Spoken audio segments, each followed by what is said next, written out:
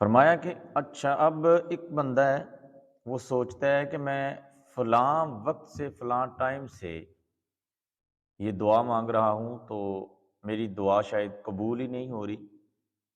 وہ جو چیز میں طلب کر رہا ہوں دعا کے اندر، رب سے مانگ رہا ہوں، وہ مجھے مل نہیں رہی، تو وہ کہتا ہے کہ میری دعا قبول ہی نہیں ہو رہی۔ لیکن یہ یاد رکھیں کہ ہر مسلمان کی، ہر انسان کی دعا جو اپنے رب کے آگے وہ مانگتا ہے وہ ضرور قبول ہوتی ہے۔ یہ بات ذہن سے نکال دیں کہ میری دعا قبول نہیں ہوتی یا شاید کوئی وجہ ہے، یہ وہ اس طرح نہیں ہے۔ فرمایا کہ میں ہر پکارنے والے کی پکار کو سنتا ہوں۔ وہ ان اللہ علی کل شیء قدیر ہے، وہ سمیع بھی ہے، وہ بصیر بھی ہے۔ وہ کالی رات میں کالے پتھر کے اوپر چلنے والی کالی چیونٹی کے پاؤں کی رگڑ سے جو آواز پیدا ہوتی ہے، میرا رب اس چیونٹی کو دیکھتا بھی ہے، اس کے پاؤں کی رگڑ کی آواز کو سنتا بھی ہے۔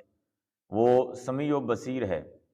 تو یاد رکھیں کہ دعا ہر انسان کی ضرور قبول ہوتی ہے، لیکن قبولیت کی کچھ صورتیں ہیں کہ دعا قبول ہوتی ہے لیکن اس کی کچھ صورتیں ہیں۔ علماء اکرام نے اس کی 4 صورتیں بیان فرمائی ہیں۔ پہلی صورت ارشاد فرمایا کہ انسان نے جو کچھ مانگا اس کو مل گیا، دعا قبول ہو گئی۔ جو کچھ مانگا وہ مل گیا، دعا قبول ہو گئی۔ اور دوسری صورت یہ ہے، فرمایا کہ جو کچھ مانگا وہ تو نہ ملا لیکن اس کے بدلے میں کچھ نہ کچھ رب ذوالجلال عطا فرما دیتا ہے۔ دعا رد نہیں ہوئی، دعا قبول ہوئی ہے۔ فرمایا کہ جو کچھ اس نے مانگا وہ تو نہ ملا لیکن اس کے بدلے میں اللہ تبارک و تعالیٰ کچھ نہ کچھ عطا فرما دیتا ہے۔ یہ 2 صورتیں ہو گئی۔ اب تیسری صورت ارشاد فرمایا کہ تیسری صورت یہ ہے کہ جو کچھ اس نے مانگا وہ بھی نہ ملا، اس کے بدلے میں بھی کچھ نہ ملا، تو فرمایا کہ اس کی دعا کا صدقہ اللہ تبارک و تعالیٰ اس کے اوپر آنے والی مصیبت کا رخ پھیر دیتا ہے، دعا پھر بھی رد نہیں ہوئی۔ یہ تیسری صورت۔ پہلی جو کچھ مانگا وہ مل گیا، دوسری جو کچھ مانگا وہ تو نہ ملا لیکن اس کے بدلے کچھ نہ کچھ عطا فرما دیا جاتا ہے، اور تیسری جو کچھ مانگا وہ بھی نہ ملا، اس کے بدلے میں بھی کچھ نہ ملا لیکن اس دعا کے صدقے اللہ تبارک و تعالیٰ آنے والی مصیبت کا رخ پھیر دیتا ہے۔ یہ 3 صورتیں ہو گئیں۔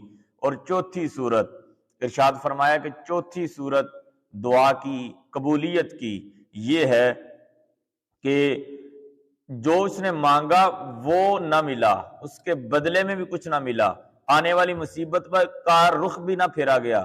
فرمایا کہ چوتھی صورت یہ ہے کہ اس دعا کا اجر اس کے نامہ اعمال میں ذخیرہ کر دیا جاتا ہے جو بروز محشر رب ذوالجلال خود عطا فرمائے گا۔ دعا رد نہیں ہوئی، دعا قبول ہوئی ہے۔ دعا انسان مانگتا ہے اور رد نہیں ہوتی۔ اللہ تبارک و تعالی ہر ایک کی دعا کو قبول فرماتا ہے، لیکن اجر کے طریقے جو ہیں وہ مختلف ہیں۔ وہ 4 طریقے علماء اکرام نے بیان فرمائے ہیں۔ جو کچھ مانگ رہا ہے وہ مل گیا، دعا قبول ہو گئی، وہ سمجھتا ہے۔ اب دوسرا طریقہ، جو کچھ مانگا وہ نہ ملا، اس کے بدلے میں کچھ عطا کر دیا جاتا ہے۔ اب تیسری صورت یہ ہے کہ جو کچھ مانگا وہ بھی نہ ملا، اس کے بدلے میں بھی کچھ نہ ملا، تو اللہ تبارک و تعالیٰ آنے والی مصیبت کا رخ پھیر دیتا ہے۔ اور چوتھی صورت یہ ہے، فرمایا کہ جو کچھ مانگا وہ بھی نہ ملا، اس کے بدلے میں بھی کچھ نہ ملا، آنے والی مصیبت کا رخ بھی نہ پھیرا گیا، تو فرمایا کہ اس دعا کا اجر انسان کے نامہ اعمال میں ذخیرہ کر دیا جاتا ہے۔ قیامت کے دن جب اس دعا کا اجر اس کو عطا کیا جائے گا، بروز محشر اس دعا کا اجر اس انسان کو دیا جائے گا، تو وہ یہ آرزو کرے گا، ہائے کاش دنیا کے اندر میری کوئی بھی دعا قبول نہ ہوتی، آج مجھے ساری دعاؤں کا اجر یہیں پہ عطا کیا جاتا۔ اتنا حسین اور اتنا کثیر تعداد میں وہ اجر ہوگا۔ تو دعا ایک عبادت ہے۔ کچھ لوگ دعا کو عبادت سے الگ سمجھتے ہیں، یہ عبادت سے باہر سمجھتے ہیں۔ فرمایا کہ ان الدعاء هو العبادہ، کہ دعا خود عبادت ہے، دعا عبادت ہی ہے یہ، اور دعا کو عبادت سے باہر نہ سمجھا کریں۔ دعا عبادت ہے، رب سے مانگنا، اس سے اپنی آرزو، اپنی خواہش اس کے سامنے ظاہر کرنا اور اس سے مانگنا، یہ عبادت ہے۔ لیکن مانگنے کا ہمیں ڈھب ہونا چاہیے، ڈھنگ ہونا چاہیے کہ اس سے کس انداز میں مانگنا ہے، ادب کا طریقہ ہونا چاہیے، اور دل میں سچی توبہ کر کے پھر اس کی بارگاہ سے مانگیں، اور فقط اسی سے مانگیں، اور اس سے کہیں کہ الہی اگر تو مجھے عطا نہیں کرے گا تو میں کس در پہ جاؤں گا، مجھے کون دے گا، کون سی ایسی چوکھٹ ہے، کون سا ایسا دوارہ ہے جس در پہ میری آرزو کو پورا کیا جائے۔ الہی تجھ سے مانگنے آیا ہوں، تو ہی عطا فرما، تیرے علاوہ کون عطا کرنے والا ہے؟ تو اللہ تبارک و تعالیٰ ضرور عطا فرماتا ہے۔ مسجد نبوی ہے، حضور نبی کریم صلی اللہ تعالی علیہ وسلم تشریف فرما ہے۔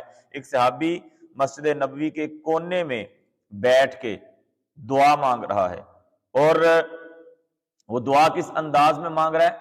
اللہم، اے میرے مالک، انی اسألک، میں تجھ سے سوال کرتا ہوں، لا الہ الا انت، فرمایا کہ اس لیے تجھ سے مانگ رہا ہوں کہ تیرے علاوہ کوئی دینے والا نہیں ہے، تو میرا اللہ جو ہے، تو تجھ سے نہیں مانگوں گا تو کس سے مانگوں گا؟ کس دہلیز پہ جاؤں، کس چوکھٹ پہ جاؤں، کس در پہ جاؤں تیرا در چھوڑ کے، کس سے مانگوں؟ میں تجھ سے اس لیے مانگ رہا ہوں کہ تو میرا اللہ ہے اور تو ہی مجھے عطا کرے گا۔ تو حضور علیہ الصلوۃ والسلام نے ایک صحابی کو پیغام دیا، فرمایا کہ وہ جو کونے میں بیٹھ کے دعا مانگ رہا ہے اس کو بشارت دے دو کہ تیری دعا قبول ہو گئی ہے۔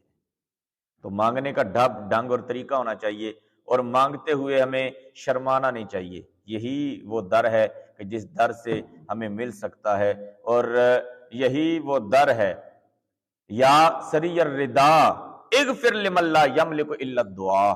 صحابہ کا تو طریقہ یہ ہوتا تھا کہ الہی ہمارے پاس تو ایک دعا ہی ہے جو تیری بارگاہ میں ہاتھ ہم نے اٹھا دیے ہیں، اس کے علاوہ ہمارے پاس کچھ بھی نہیں ہے، تو ہماری مغفرت فرما، ہماری دعاؤں کو قبول بھی فرما۔